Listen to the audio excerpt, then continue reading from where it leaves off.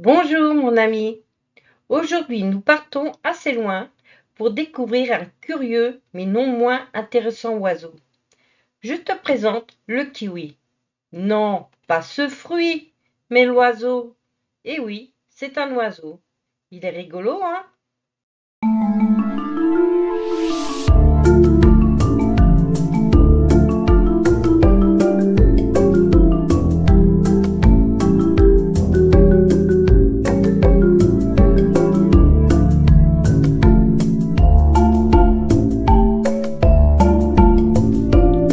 Le kiwi, de son vrai nom Aptéryx, de la famille des Apterygidae, est une espèce d'oiseau endémique de la Nouvelle-Zélande.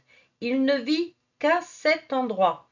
Il y a 5 sous-espèces de kiwis qui vivent tous sur le territoire de la Nouvelle-Zélande. Il y a le kiwi austral, en bleu sur la carte. Il mesure 60 cm pour un poids allant de 2 à 3,8 kg. Il est de couleur gris-brun. Le kiwi de Mantel et le kiwi de Lori qui est sa sous-espèce, en marron sur la carte. Mesure entre 35 et 65 cm pour un poids de 2 à 3 kg. Il reste environ 25 000 individus, c'est l'espèce la plus répandue. Le kiwi d'Okarito ou appelé kiwi de Rowi, en noir sur la carte, son espèce est quasiment éteinte, il en reste moins de 600 sur l'île. Il est de couleur brune. Le kiwi d'Owen, en rouge sur la carte, est le plus petit des kiwis. Il mesure 25 cm pour 1,3 kg. Il est de couleur poivre et sel. Son espèce est quasiment éteinte.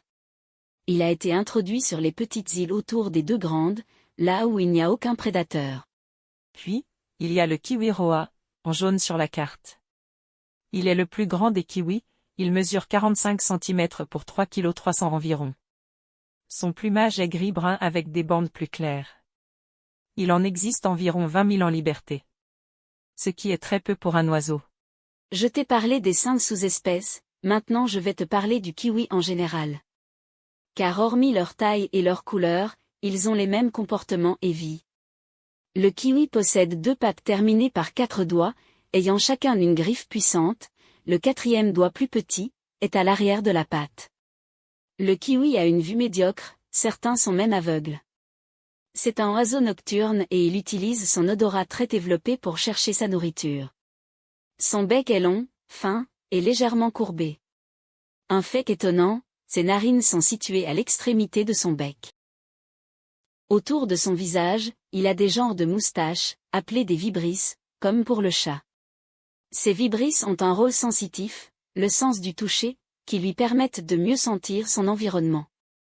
Il peut ainsi trouver son chemin sous la végétation, et examiner, aidé de son odorat, ses proies. Cet oiseau n'a pas de queue, et ses ailes longues de 5 cm, cachées sous son plumage, ne lui permettent pas de voler. La femelle est un peu plus grosse que le mâle. Son corps est massif, son plumage ressemble à des poils. Le kiwi est un oiseau surtout forestier, vivant dans les zones boisées et broussailleuses. Il s'abrite dans des sortes de terriers, à l'intérieur de troncs ou sous des fougères. Il vit en Nouvelle-Zélande, un pays sous l'Australie, composé de 2 grosses îles et plusieurs petites. L'origine du kiwi est incertaine, néanmoins une théorie en ressort. Je vais tout te raconter. À l'origine, la Nouvelle-Zélande faisait encore partie du supercontinent, Gondwana, il y a environ 85 millions d'années. À cette époque, l'ancêtre du kiwi, ainsi que d'autres oiseaux incapables de voler, ont commencé à évoluer dans cet environnement isolé. On sait qu'ils ne volaient déjà pas, car la différence entre les oiseaux qui volent, des oiseaux coureurs, c'est le bréchet, l'os sous la poitrine, les oiseaux incapables de voler n'en ont pas. Tandis que les oiseaux volants, ou qui ont déjà volé autrefois possèdent ce bréchet. Lorsque la Nouvelle-Zélande s'est séparée de Gondwana, lors d'un long processus de mouvement des plaques tectoniques, elle est devenue un laboratoire d'évolution isolé, où les oiseaux incapables de voler, pouvaient prospérer sans la menace de grands prédateurs terrestres. C'est dans ce contexte unique que le kiwi a continué son évolution. En l'absence de mammifères prédateurs, le kiwi, et d'autres oiseaux endémiques à la Nouvelle-Zélande, ont pu occuper des niches écologiques variées. Le kiwi, avec son mode de vie nocturne, et son régime alimentaire spécialisé, a trouvé sa place dans les forêts, et les terrains boisés de la Nouvelle-Zélande. Au fil des millions d'années, le kiwi a développé des caractéristiques distinctes qui le différencient des autres oiseaux marcheurs. Bien que l'histoire exacte du kiwi reste en partie mystérieuse, elle témoigne de la capacité d'adaptation et de l'évolution des espèces dans des environnements uniques. La Nouvelle-Zélande est l'un des territoires les plus tardivement peuplés par l'homme, à l'origine aucun humain n'y vivait. Les premiers colons sont des Polynésiens, venus des îles du Pacifique dans leurs canoës, que l'on appelle des waka. Ils s'installent et établissent la culture indigène maori. C'était entre le XIe et le XIIIe siècle. Beaucoup d'explorateurs européens vont découvrir les îles, entre 1642 et 1793. Les premiers colons et missionnaires arrivent au début du XIXe siècle. Un missionnaire est une personne qui fait de l'évangélisation dans des pays étrangers. En gros, ils font de la propagande, ils obligent les peuples à renoncer en leurs croyances et coutumes, pour devenir chrétiens. Avec eux, les colons apportent des maladies mortelles pour les Maoris. Ils ont également introduit plusieurs espèces de mammifères qui n'existaient pas auparavant en Nouvelle-Zélande, tels que des rats, diverses espèces de mustélidés, et des chats. Ces nouveaux prédateurs se sont avérés être des menaces redoutables pour le kiwi entre autres, notamment pour leurs œufs et leurs poussins. Avec l'arrivée des Européens, la déforestation a commencé, pour faire place à l'agriculture et à l'urbanisation. Cela a réduit considérablement l'habitat naturel du kiwi, fragmentant les forêts, et diminuant ainsi les ressources disponibles pour cet oiseau. L'introduction d'espèces végétales étrangères aux îles, et de nouveaux animaux, a modifié l'équilibre écologique, affectant les ressources alimentaires, et les habitats du kiwi. L'impact des premiers Européens sur le kiwi a été significatif, entraînant un déclin des populations. Cependant, ça a conduit à une prise de conscience accrue de la nécessité de conserver, et de protéger cet oiseau unique. Le kiwi se nourrit principalement d'invertébrés, vers, araignées, larves. Il repère ses proies, grâce à son superodorat. Durant les périodes les plus chaudes, il complète son régime alimentaire avec des fruits. Il dispose d'un sens aigu de l'odorat, ce qui lui permet de trouver sa nourriture dans le noir. Il enfouit son long bec dans le sol, à la recherche d'insectes et de vers. Il se nourrit également de petites écrevisses ou d'amphibiens, tels que les grenouilles. Le kiwi reste caché le jour et sort la nuit en quête de nourriture. Il est territorial. Son territoire peut atteindre 40 hectares. Il est nocturne et discret. Mais son cri, il est trop mignon.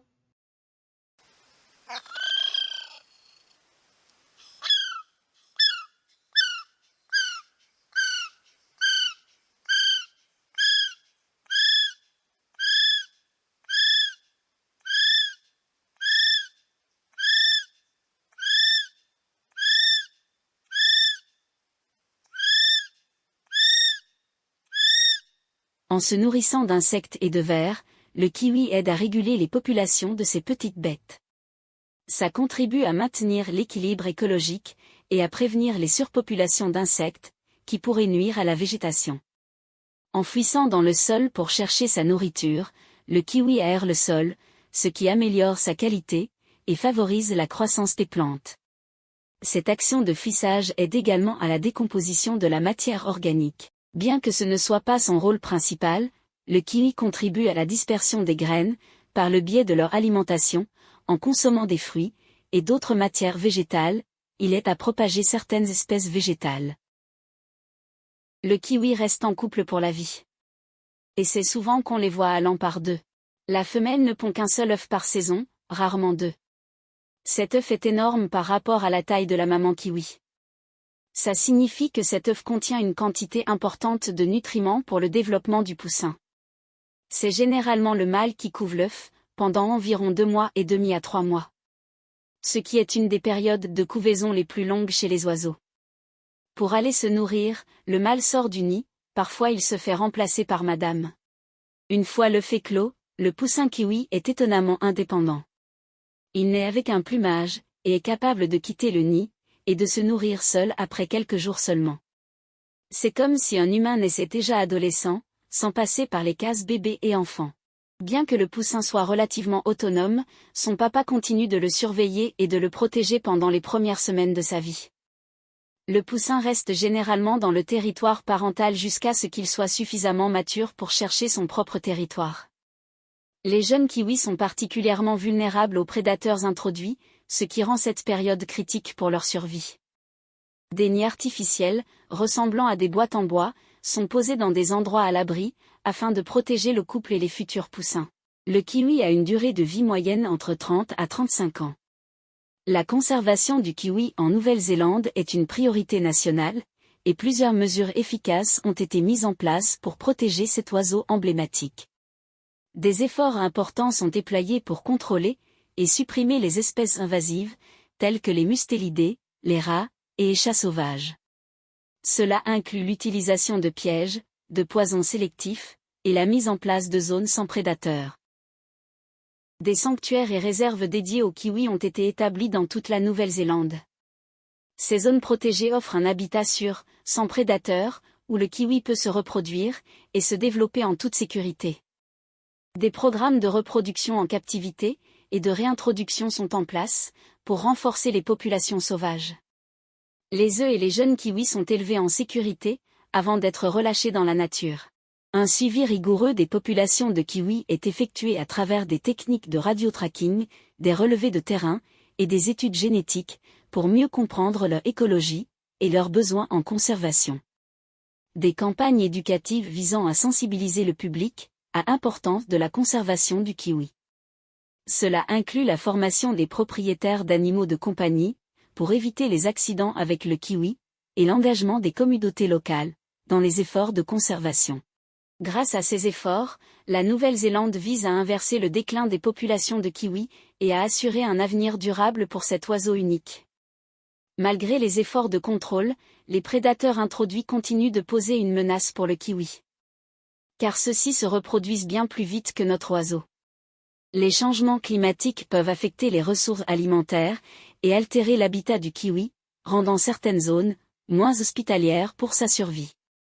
Comme pour de nombreuses espèces sauvages, le kiwi est vulnérable à de nouvelles maladies, qui peuvent se propager rapidement, et avoir des impacts dévastateurs.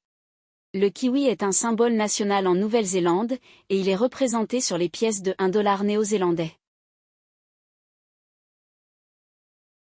Le kiwi est associé à plusieurs légendes.